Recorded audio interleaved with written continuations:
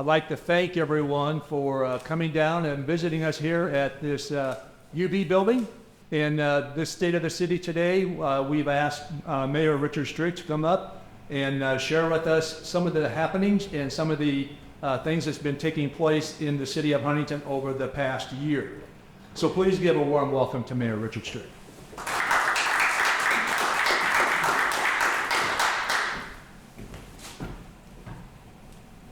Well, thank you, Steve. Thank you, everyone, for making time in your day to be here together with us. And this is a third go at this speech. We've had the opportunity already to share with city council members as well as the Rotary Club here in Huntington. It's an esteemed honor and privilege for me to serve as the mayor of the city because of the way that we collaborate and you work together on things. And that is ultimately the secret ingredient for our success, and something that even as the mayor has plans for 2024, more importantly, we have plans for 2024. We're going to see those through and then some. Well, friends and neighbors, it is with gratitude to the giver of all good gifts that we usher in 2024, and we look forward to the work that is ahead of us. We look to the divine throne whose foundation is righteousness and justice as we commit to serving this city by walking in truth and mercy in our daily work. We do have a duty to one another and to ourselves that we cannot lose sight of. We know that life together is difficult. We know that self-government is challenging. We know the temptation of competing agendas. But we also know that we're up to the task of working together to leave this city better than we found it to our children and our grandchildren.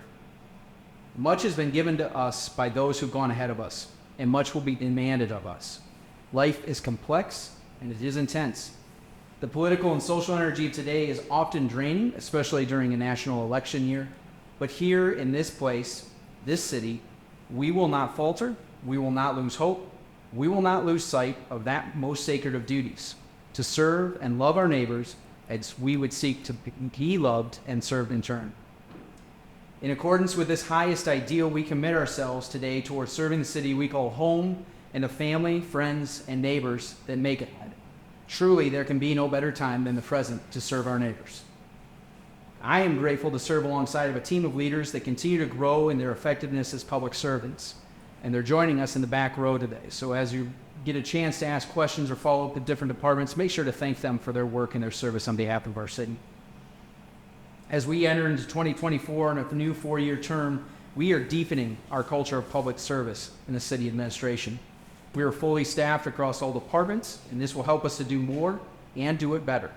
In management and administration, I will continue to be guided by a commitment to ensuring our employees have the tools, the training, and the accountability to do their work well and to go home safely at the end of their shift. And I'm grateful to work alongside of a city council that understands and often leads the way in ensuring that our staff are competitively compensated for their work, because that continuity of leadership ensures that we don't lose knowledge along the way. In reviewing the 2023 annual reports, here are a few highlights and accomplishments from each department during the past year.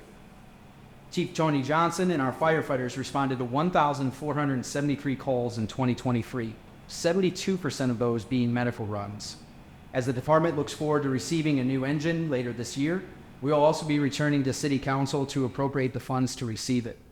In the meantime, the team will also undertake preparation and planning to pursue opening a new station in 2026 or 2027. Chief Corey Boxell and his leadership team at the Huntington Police Department continue to strengthen relationships throughout our community. They are investing in training and equipment to protect and serve Huntington residents with integrity and effectiveness. This past year saw a successful rollout of body-worn camera systems that sync to dash cams. We also joined communities across Indiana in participating in flocked license plate reader camera systems, which identify license plates that have been previously flagged for outstanding offenses or of interest in ongoing investigations.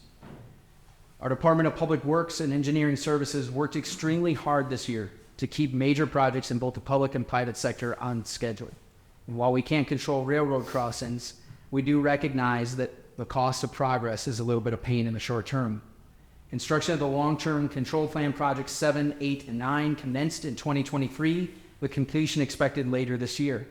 If you've got a 5 or an 8-year-old or a 55-year-old in your life, you should take them down there to see the big toys that they're playing with for this, because they're putting in a 72-inch sewer main with 90-inch protections around it. It's a massive project that'll be 30 feet buried in the ground, and it's equipment that we see once in a generation, hopefully. The replacement of the State Street culvert marked the completion of projects identified in the 2019 culvert inspection report. Phase 1 infrastructure at River Fork West was completed, and design on Phase 2 has begun. The department also oversaw paving just under 5 miles of city streets and alleys this past year. Director Bryn Keplinger and the team in community development and redevelopment continued to see strong growth throughout the city. The value of permitted construction projects in 2023 was around $20.5 million, a decrease from 2022's record year. 29 new single-family homes were permitted in 2022. Bryn also worked directly with an ad hoc steering committee to engage the public in the Destination Downtown Master Planning effort to guide our improvements in downtown to set the table for the next generation's growth. Street Superintendent Tim Bischoff and his team in city services are responsible for Huntington's 95 miles of streets and 25 miles of paved alleys. Our community owes our street department a great deal of thanks for coming in at hot hours to ensure the streets remain clear. And our street employees also were responsible for over 6 miles of crack sealing preventative maintenance on our roads. City Utilities Distribution Superintendent Nate Getz has done a great job training new hires and getting all members of the team on the same page. He and the team work closely with both street and engineering departments to continue improving the city's water and wastewater distribution systems.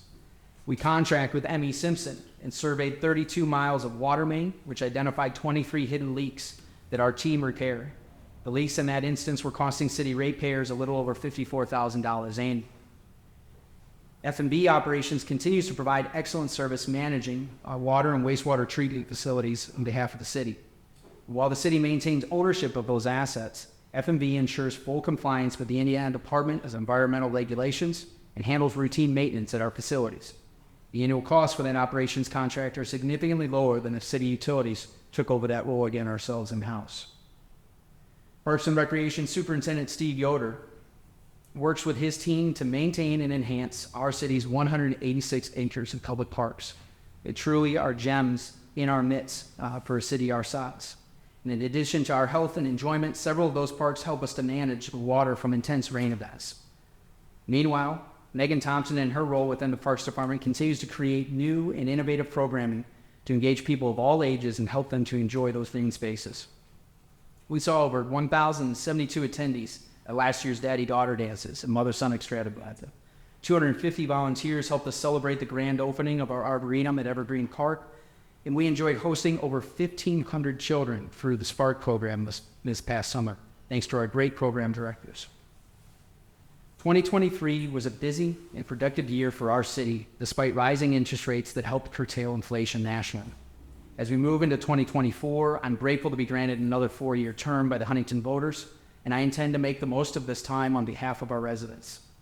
My resolve remains to keep believing in and working for a better Huntington. As the second largest city in Northeast Indiana, I am far from content. We can and will do better as we keep investing our lives in this community. One of the clearest signals to me during the campaign was the lesson I would call the tale of two cities. We have to do a better job of telling our story of successes. There are so many good things happening throughout this city and this community, but we have to make sure that our neighbors are aware of it, because otherwise it's easy to despair and think that things haven't gotten better in the last 20 years. As we step up to the plate, we're going to keep our eye on the ball regarding a number of initiatives. The Destination Downtown Master Planning process this past year will help guide public investments in our downtown, open access to the Little River, repurpose older buildings throughout the downtown, launch new business ventures, and improve traffic flow throughout downtown. We're moving forward on design for the second phase of infrastructure at River Fork West. We're excited to see Teijin begin operations at the new plant. It's pretty remarkable to go from greenfield to operational facility in 14 months. We're optimistic about our efforts with Huntington County United Economic Development to recruit the next client investment as well. The local board has been formed to lead our efforts to launch a Southside grocery store, and we're working with local partners to open up new economic opportunities for our residents and our neighbors throughout the city of Huntington. But running hard after those opportunities won't distract us from our practical, diligent approach to solving problems impacting our residences and local businesses. As we work with our partners across Huntington County and around Northeast Indiana, we'll build more and better housing, we'll expand child care access, improve utility service while working to lower sewer bills, and creating more transportation options for folks within our city. We will also redouble our efforts to get accurate and timely information into the hands of our residents. Now, as we work together, I reaffirm to you my annual promise. There will be bumps and bruises along the way. There will be traffic delays. There will be accidents that we have to work on. There will even be unforeseen emergencies that we respond to together. Anytime humans are involved, we can count on misunderstandings and failures to communicate. We've also seen the benefit of practicing humility and graciousness in our discourse and our actions. So thank you for joining me in this work, because our lives and our future depend on it. While the rest of the world seems to be riding a chaotic roller coaster at times, Huntington is still here, chugging along, putting in a day's work, because ultimately, consistent progress is the truest measure of our performance. So let us take up the work of serving alongside one another as we seek to continue making Huntington the city we are all proud to call home. Thank you.